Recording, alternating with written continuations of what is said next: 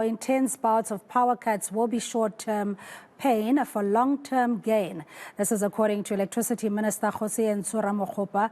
Ramokgopa says intensified rolling blackouts are expected as Eskom increases its infrastructure maintenance. Energy expert Mark Swilling joins me now. Mark, thanks so much for your time and good evening to you. So are we saying that the Energy Action Plan is taking effect? Do you have a sense of confidence that indeed load shedding or blackouts will be a thing of the past come end December or January?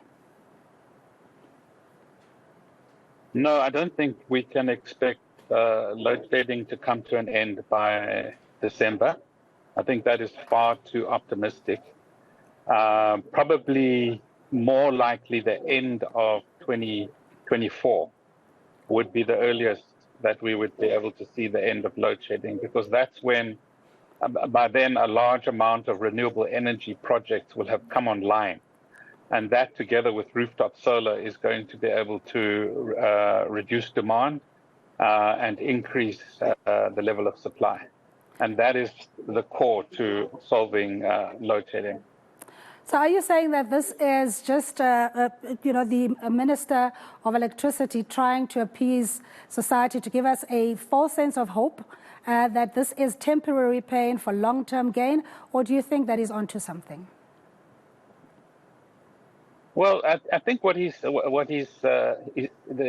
big advantage of the Minister of Electricity is he regularly keeps the public updated through his press conferences, and so we have a high degree of transparency. And basically, what he is admitting is that the power stations and the machines within the power stations do need very serious repair and maintenance, and that is a very fresh tack. Up until his appointment, we still had ministers who said, no, there's plenty of energy on the grid, we just have to flick the switch. So now we're in a world of reality and evidence-based decision-making. So what he has realized after his trip around the power stations is that they are in a bad state. They have suffered from corruption, from sabotage, from poor maintenance, and it's going to take a long time to get them right. So Andre de Ruyter started that program. He's intensifying that program and is essentially saying, for the sake of the longer term, we are going to have short-term pain while we take more machines offline in order to properly repair and maintain them. Yeah, if you maybe can list, the timelines of the interventions that the minister had implemented under his tenure so far, including the Energy Activation Plan or Action Plan, and the procurement of additional watts of electricity in other countries, and also the cleanup at Eskom, notwithstanding the bailouts as well. How many of these have there been, and do you think it's taking effect? Are you referring to how many bailouts?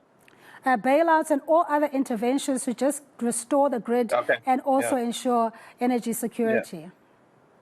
Yeah. So the Energy Action Plan, which really was introduced after the president made his decisive intervention July 22nd, 2022, sorry, is very, very significant because it is well structured. It's got clear targets. There's the National Electricity Crisis Committee that is responsible for implementing it, and supported by Operation Vulindlela and championed by the Minister of Electricity. This is the way to manage a crisis. And he reports on the achievement of targets. So I think on the whole, what could be done is being done. Renewables are being procured as far as possible. The machines are being fixed, but many of them are beyond salvage, beyond repair. They won't get back to how they should report, but they're doing the best they can.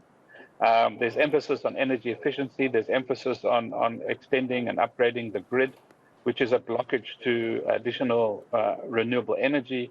There's purchasing from the Southern African Power Pool. I mean, there's a vast range of measures which are being implemented, and this should have been done long ago. Then we wouldn't be in this situation now.